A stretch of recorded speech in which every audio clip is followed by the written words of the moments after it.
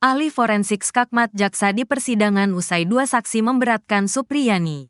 Pernyataan ahli psikologi forensik Reza Indragiri Amril di persidangan kasus guru honorer Supriyani dituding menganiaya anak polisi Aibda Wibowo Hashim jadi sorotan. Pasalnya Reza Indragiri mempertanyakan keabsahan dari dua saksi yang memberatkan guru Supriyani di persidangan. Untuk diketahui, Reza Indragiri didapuk jadi saksi ahli di persidangan kasus Supriyani di Pengadilan Negeri Andulo, Kabupaten Konawe Selatan, Sulawesi Tenggara pada hari ini, Senin, tanggal 4 November tahun 2024.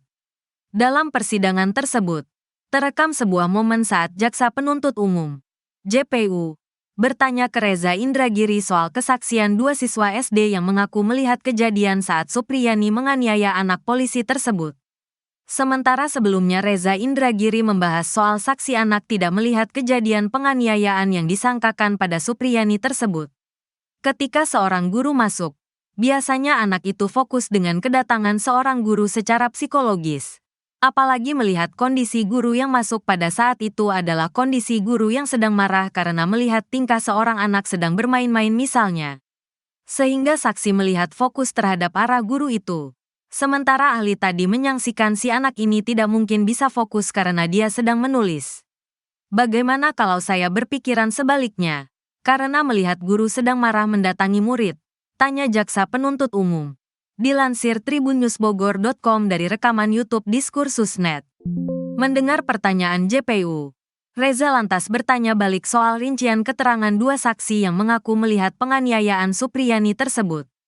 Sebab Reza hanya mendengar penjelasan dari pengacara Supriyani bahwa para murid menyaksikan atau tidak melihat peristiwa penganiayaan itu. Yang saya maksud adalah menurut saksi, acuan semestinya ada di BAP. Menurut saksi bagaimana proses terjadinya peristiwa pidana tersebut.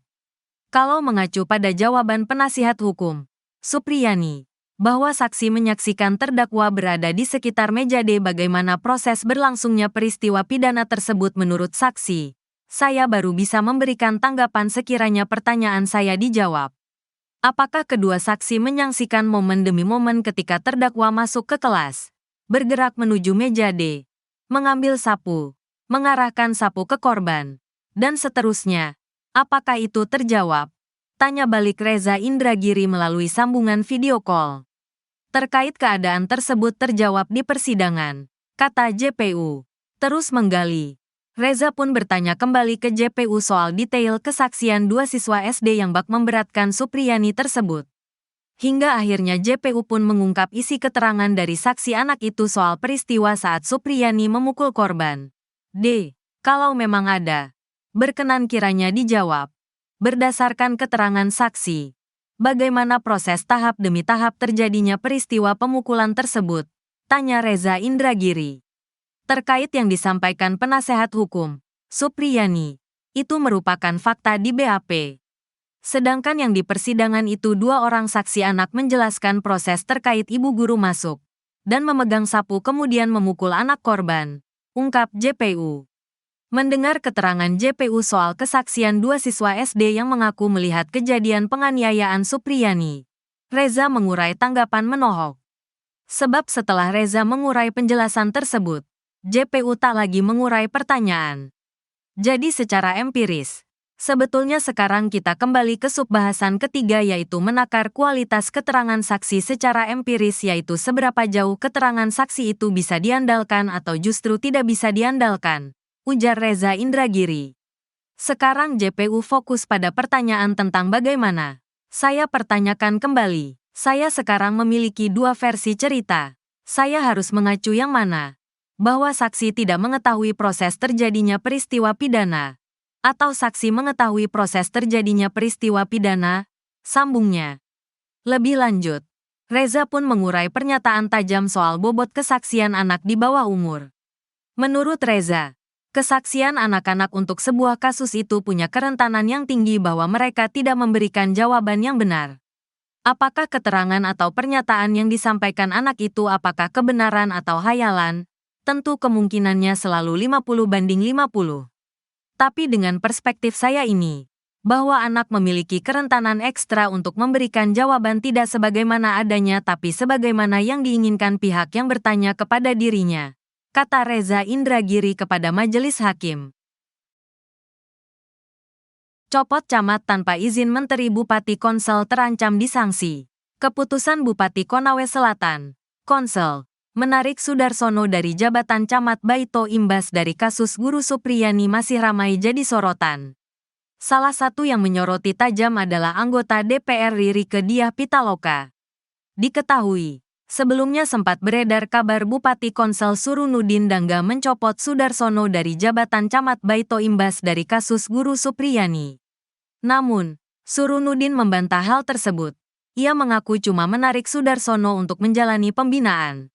Hal ini lantaran Bupati menilai camat Baito tidak mampu menyelesaikan permasalahan kasus dua warganya tersebut.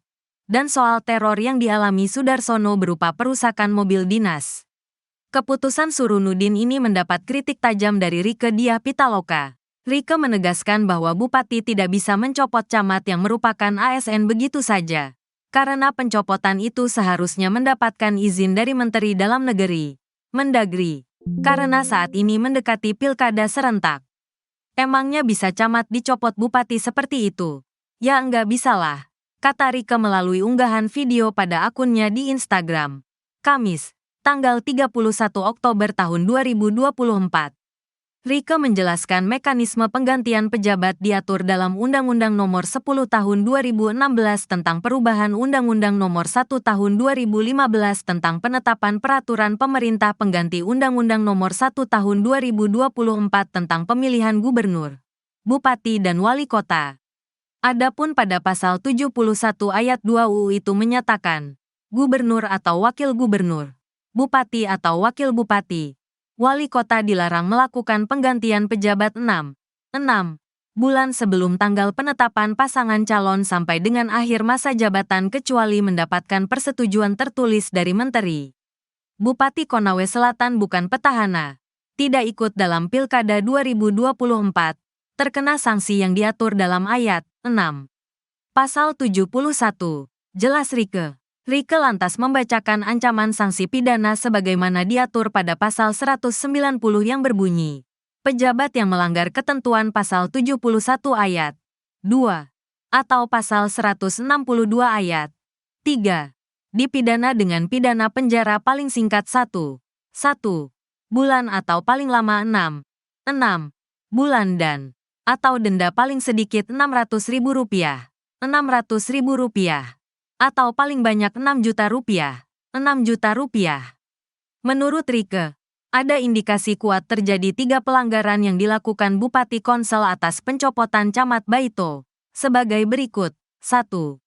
Aspek kewenangan, melampaui kewenangannya, karena pemecatan tanpa izin Menteri Dalam Negeri. 2.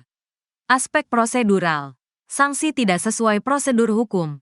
3. Aspek pidana, memenuhi unsur pidana sebagaimana diatur pada pasal 71 dan pasal 190 UU Nomor 10 Tahun 2016.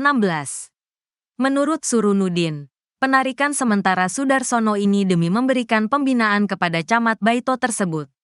Tidak ada pencopotan, dia hanya ditarik untuk dibina, kata Surunudin saat konferensi pers di Kota Kendari, Provinsi Sulawesi Tenggara, Sultra, Kamis, tanggal 31 Oktober tahun 2024. Surunudin juga mengaku tidak mempersoalkan sikap Sudarsono yang mengawal guru honorer Supriyani selama persidangan, dari segi menyediakan fasilitas rumah hingga kendaraan. Menurutnya sudah menjadi kewajiban pemerintah mendampingi warganya. Sudah tugasnya pemerintah itu mendampingi warganya, siapapun itu, kata Surunudin. Dia pun mengaku ikut membantu Supriyani, termaksud meminta kepada kepala dinas menjadi jaminan saat penangguhan penahanan di lapas perempuan dan anak. Saya sebetulnya tidak mau sebut, tapi selama kasus ini saya berikan dukungan kepada Supriyani baik itu moral maupun material. Bahkan uang pribadi saya pakai untuk membantu Supriyani selama menghadapi kasus ini, ujarnya. Bahkan dia tidak melarang institusi Persatuan Guru Republik Indonesia, PGRI, ketika akan memberikan dukungan moral kepada Supriyani. Kalau saya larang mereka, itu baru saya bisa disalahkan, kata Surunudin. Ia meminta kepada masyarakat untuk tidak menghubungkan penarikan camat ini dengan kasus yang sedang dihadapi Supriyani. Sebab, penonaktifan ini kata Surunudin sebagai bentuk pendisiplinan yang dilakukan dirinya sebagai pembina ASN. Karena Sudarsono dianggap telah membuat gaduh Konawe Selatan gegara menyebut mobilnya ditembak.